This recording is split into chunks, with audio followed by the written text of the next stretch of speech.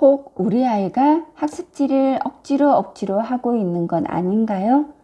학습지만 보면 도망가는 아이라면 아이의 기질을 파악한 다음 우리 아이에게 딱 맞는 학습지를 선택하면 실패할 확률이 떨어집니다.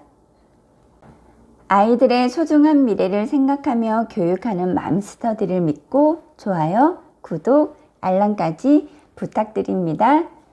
반갑습니다. 맘스터디입니다. 맘스터디에서는 아이들과 쉽고 재미있게 공부할 수 있는 다양한 방법들을 소개하고 있습니다. 궁금하신 부모님들 계속 봐주세요. 이번 시간에는 아이의 기질에 따른 학습지를 선택하는 방법에 대해서 알아볼까요? 아이들이 학습지만 보면 도망간다든지 또는 선생님이 내준 학습지 숙제를 억지로 엄마에게 혼나면서 또는 강압적으로 숙제를 하고 있다면 아이들의 기질을 파악한 다음 우리 아이에게 딱 맞는 학습지를 선택해 주는 게 학습의 효과도 높일 수 있고 실패할 확률도 떨어집니다. 아이가 유치원이나 또는 어린이집을 다닌다면 선생님과 충분히 상담을 해보면 우리 아이가 그곳에서 배우는 학습을 잘 따라하는지, 아이가 자발적으로 학습에 임하는지 아니면 선생님이 시키는 대로만 하는지 알 수가 있습니다. 우리 아이의 놀이와 행동 발달을 살펴보면 학습과 연관이 있기 때문에 아이의 기질을 파악하는 데 도움이 된답니다. 우리 부모님들은 아이 교육에 매우 관심이 많으세요. 뱃속에 있을 때 태교부터 시작을 해서 아기를 낳고 나면 어떤 교육을 시킬까 제일 관심이 많으십니다. 이처럼 우리 부모님들은 아이 교육에 매우 열정적이세요. 아이들 교육을 시작할 때 손쉽게 시작할 수 있는 것이 바로 학습지입니다. 학습지는 매주 공부해야 할 분량이 정해져 있고 선생님께서 일주일에 한 번 집으로 방문을 해서 공부도 직접 가르쳐 주고 또 일주일 동안 공부해야 될 숙제를 내주시기도 합니다. 학원보다 비용도 저렴해서 우리 부모님들께 선호도가 매우 높습니다. 그만큼 학습에 대한 기대 효과도 매우 높은 편입니다. 하지만 부모님들의 기대만큼 학습 실력이 쑥쑥 는다든지 한글 읽고 쓰기가 술술술술 잘 이루어지지는 않을 거예요. 왜냐하면 이 시기에 뇌는 아직 학습을 받아들일 만큼 뇌가 발달해 있지 않습니다. 우리 부모님들은 6세 이전에 학습지를 많이 시키며 그대로 아이가 흡수를 한다고 생각을 하지만 우리 아이들의 뇌는 6세 후반 또는 7세가 되어야지 인지적인 학습을 받아들이는 나이가 된답니다. 6살에 공부방에 온 친구들 중에는 학습지 경험이 2년, 3년인 친구들도 많았습니다.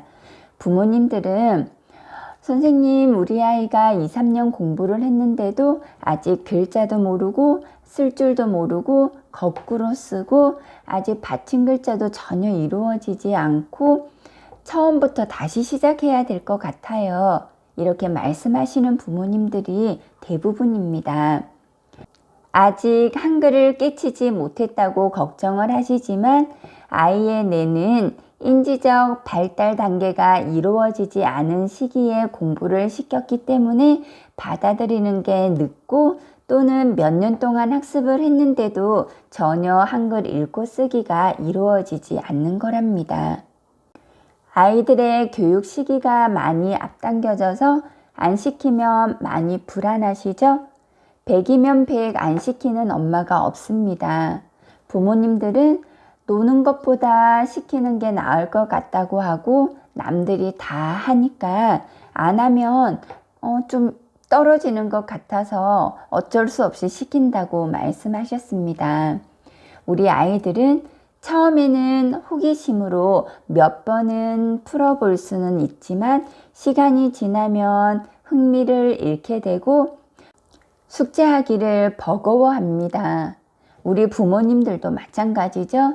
처음에는 매일매일 분량을 정해서 숙제를 잘 봐주다가 시간이 지나고 또는 집안에 여러 가지 행사들이 있으면 숙제를 못 봐주게 되고 그러다 보면 일주일치가 밀려서 한꺼번에 숙제를 하는 경우가 종종 발생합니다. 이럴 때 우리 아이가 너무 신나고 재미있어서 잘 따라와 주면 숙제도 금방 끝나지만 하기 싫은 아이에게 억지로 숙제를 시키다 보면 강압적으로 하게 되고 나중에는 잔소리를 하게 됩니다. 결국 부모님도 숙제 봐주기가 버거워지게 됩니다. 아이의 내발달을 잘 이해를 하셨다면 불안해할 필요도 없고 아이가 싫어한다면 억지로 하는 것보다는 안 하는 것이 낫다고 부모님들도 생각하실 거예요. 자기 몸에 맞지 않는 옷을 입었을 때 불편한 것과 똑같습니다. 학습지 스트레스가 많은 아이들은 학습지 증후군을 보이기도 하는데요. 부모님의 억압에 눌려서 강압적으로 한다든지 또는 소리를 지른다든지 경기를 한다든지 이런 경우는 학습지 증후군이 나타나기도 하는데요. 이렇게 억지로 공부를 시키다 보면 학교에 가서 공부를 해야 될 나이에 학습에 흥미를 잃게 됩니다. 선생님, 그럼 우리 아이는 학습지를 시켜야 할까요? 어떻게 하면 좋을까요? 자, 이 질문의 답은 학습지를 시키기 전에 우리 부모님들이 아이에게 왜 학습지를 시키는지 분명한 이유가 있어야 합니다. 우리 아이가 한글을 좀 빨리 깨쳐서 동화책을 읽기를 바란다든지 또는 자신감을 키우기 위한 목적인지 사물이나 상황을 잘 이해하는 능력을 키우기 위한 목적인지 이렇게 부모님께서 학습지를 시키는 분명한 목적이 있어야 합니다. 그래야 아이가 학습을 따라가지 못할 때나 학습을 억지로 하고 있을 때 우리 부모님들은 학습지를 그만둘지 아니면 살살 달래서 공부를 더 시킬지 아니면 다른 방법을 찾을지 판단할 수 있는 판단 능력이 생긴답니다. 학습지 공부를 무조건 풀기만 한다면 좋아하는 아이들은 아무도 없습니다. 공부를 봐주면서 아이랑 관계가 나빠져서 더 이상은 우리 아이 공부 못 봐주겠어 하시는 부모님들 많으시죠? 아이랑 같이 학습지 공부를 봐줄 때는 놀이 방식을 바꾸어서 아이랑 놀이하듯이 게임하듯이 공부를 봐주셔야 합니다.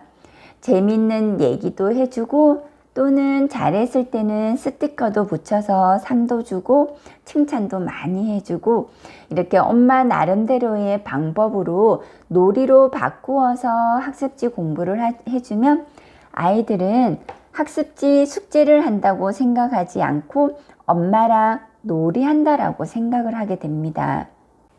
엄마와 숙제하는 동안 문제 푸는 것이 지겹거나 또는 하기 싫은 마음도 있지만 이 시간은 엄마하고 놀이하는 시간이야 라는 생각을 가진다면 아이들은 지겹고 조금 싫은 마음도 엄마랑 놀이하는 시간을 즐기기 위해서 싫은 마음을 참아주는 것이 우리 아이들의 마음이랍니다. 학습지 숙제를 놀이 시간으로 바꾸어서 숙제를 봐줄 자신이 없다면 우리 부모님들 용기 내어 학습지를 끊어야 합니다. 이 시기에 아이들은 노는 것이 곧 지능 발달과 연결되어 있기 때문에 아이가 하고 싶은 것을 하며 놀 수 있도록 해주는 것도 좋은 방법입니다. 아이의 기질에 따른 학습지 선택하는 방법에 대해서 알아봤는데요. 도움이 되셨나요? 귀하고 소중한 우리 아이 훌륭하게 자랄 수 있도록 저와 함께 노력해요. 대한민국 엄마 아빠 힘내세요. 화이팅! 다음 시간에도 부모님들께 도움되는 영상으로 찾아오겠습니다. 아이들의 소중한 미래를 생각하며 교육하는 맘스터디를 믿고 좋아요, 구독, 알람까지 부탁드립니다. 궁금하신 점은 댓글로 물어봐 주시고요. 맘스터디에 있는 영상으로 복습도 해주세요. 다음 시간에 또 만나요. 안녕.